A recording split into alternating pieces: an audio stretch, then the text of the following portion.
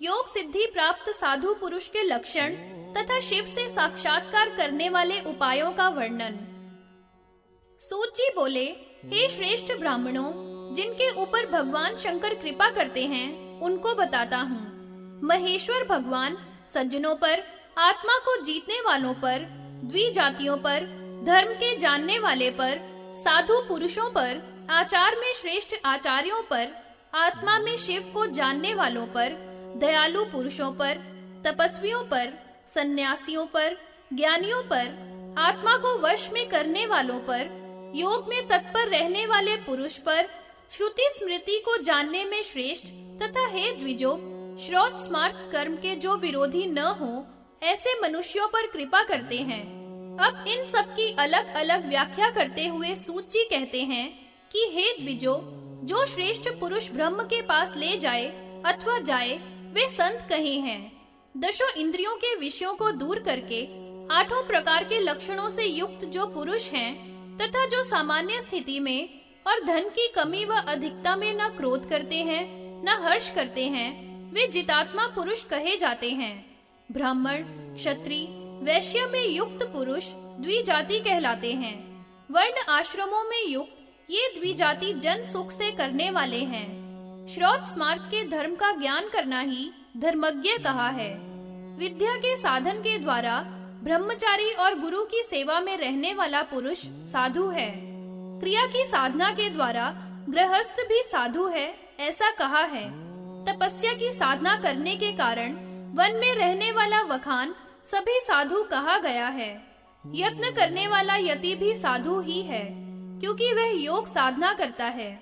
इस प्रकार धर्म आश्रमों के साधन करने वाले को साधु कहा गया है, चाहे वह गृहस्थ हो, ब्रह्मचारी हो, वानप्रस्थ हो या यति हो।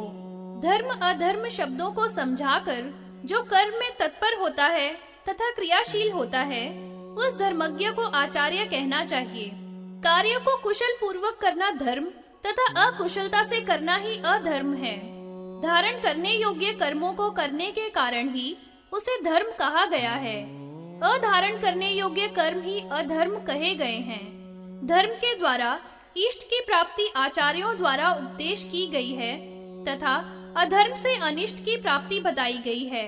वृद्ध जो लोलुप न हो, आत्मज्ञानी हो, अदम्भी हो, अच्छी प्रकार विनीत हो, सरल हो, आदि गुण संपन्न जन आचार्य कहे गए हैं। अपने आप भी जो धर्म आचरण करते हैं तथा दूसरों में भी आचार स्थापित करते हैं, शास्त्र और उनके धर्मों का भली भांति आचरण करने वाले आचार्य कहलाते हैं। श्रवण करने से जो कर्म किया जाता है उसे श्रौत तथा स्मरण करने से जो कर्म है उसे स्मार्त कहा जाता है। वेद विहित जो यज्ञ आदि कर्म है वे श्रौत कर्म है तथा वर्ण आश्रमों को बताए हुए जो कर्म है वे स्मार्त कर्म है। देखे हुए अनुरूप अर्थ को तथा पूछे गए अर्थ को जो कभी नहीं छिपाते तथा जो देखा है वही सत्य कह देते हैं तथा जो ब्रह्मचर्य से रहते हो, निराहारी हो, अहिंसा और शांति में सर्वथा तत्पर रहते हो, उसे तप कहा गया है। जो हित अनहित समझकर सभी प्राणियों में अपने समान ही बर्ताव करता है, उस पुण्य में वृत्ति को ही दया कहते हैं। जो हव्य उचित न्याय पूर्वक आया हो और वह गुणवान को दिया जाए, वह दान का लक्षण कहा है। छोटा, बीच का तथा बड़ा, इस प्रकार का ही कहा है। करुणा पूर्वक सभी प्राणियों को बराबर भागों में बांट दिया जाए, उसे मध्यम यानी बीच का दान कहा जाता है। श्रुति स्मृति के द्वारा बताया गया तथा वर्ण आश्रमों को बताया गया माया और कर्म के फल को त्याग देने वाला योगी ही शिवात्मा है, अर्थात वह अपने अंदर ही शिव को देखता है। सभी दोषों को त्याग देने वाला पुरुष ही युक्त योगी कहा गया है।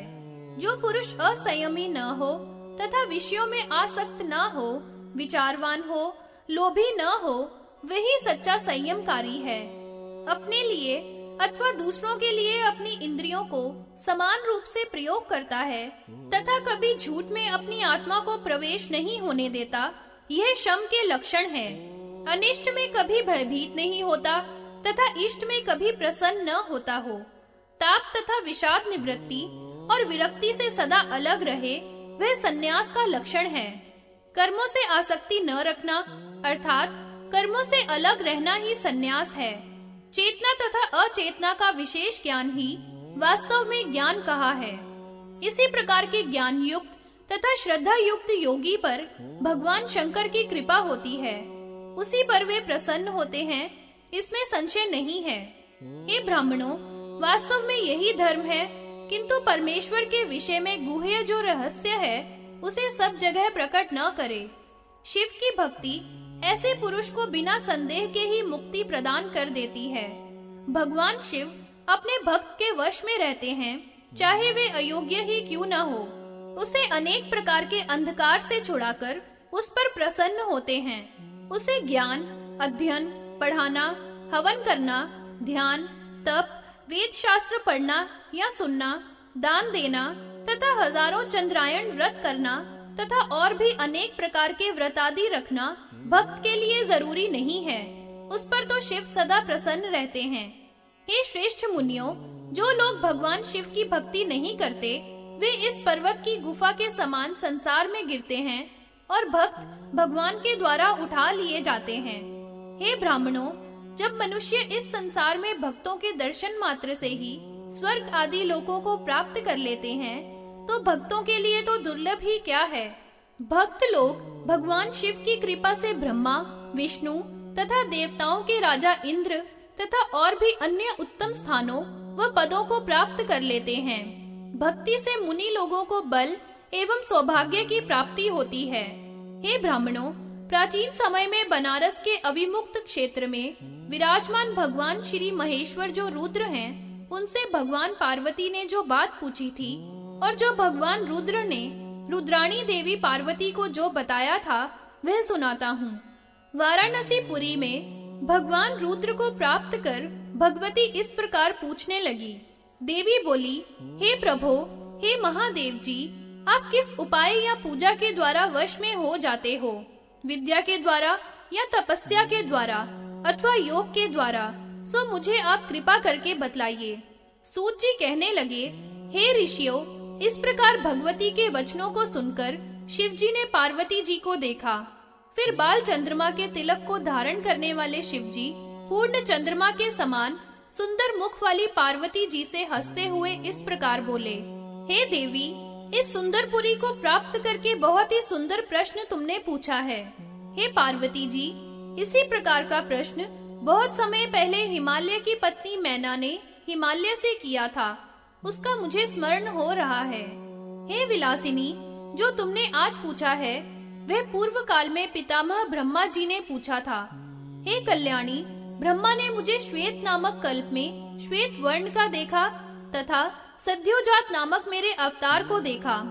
रक्त कल्प में मुझे लाल रंग का देखा। ईशान कल्प में विश्व रूपाख्य को देखा। इस प्रकार से मुझ विश्व रूप शिव को देखकर ब्रह्मा जी बोले, हे वामदेव, हे तत्पुरुष, हे अघोर, हे दयानिधे, देवाधिदेव महादेव जी, आप मुझे गायत्री के साथ दिखे हैं और हे प्रभु, आप किस प्रकार वश में हो जाते हो और किस प्रकार आपका ध्यान करना चाहिए अथवा आप कहाँ ध्यान किए जाते हैं, आप कहाँ देखे जाते हैं तथा कहाँ पूजे जाते हैं, सो आप हमें कृपा पूर्वक बताइए, क्योंकि आप बताने में सब प्रकार समर्थ हैं। भगवान बोले, हे कमल से पैदा होने वाले ब्रह्मा जी, मैं तो केवल श्रद्धा से ही वश में होता हूँ। मैं लिंग में हमेशा ध्यान करने के योग्य हूँ तथा क्षीर समुद्र में विष्णु के द्वारा देखा गया हूँ और इस पंच रूप के द्वारा 5 ब्राह्मणों से पूज्य हूँ। मेरे ऐसा कहने पर ब्रह्मा जी बड़े भाव से बोले, हे जगत गुरु, वास्तव में आप मुझे आज भी भक्ति से ही दिखे हो। ऐसा कहकर मेरे लिए अधिक श्रद्धा भाव दिखाया। सो हे पार्वती जी, मैं श्रद्धा से वश में होता हूँ और लिंग में ही पूज्य हूँ। श्रद्धा पूर्वक ब्राह्मणों के द्वारा मेरी पूजा करनी चाहिए, क्योंकि श्रद्धा में ही परम धर्म है। श्रद्धा ही सूक्ष्म ज्ञान, तप, हवन है। श्रद्धा ही मोक्ष, स्वर्ग आदि सभी है और श्रद्धा से ही सदा मैं दर्शन देता हूँ।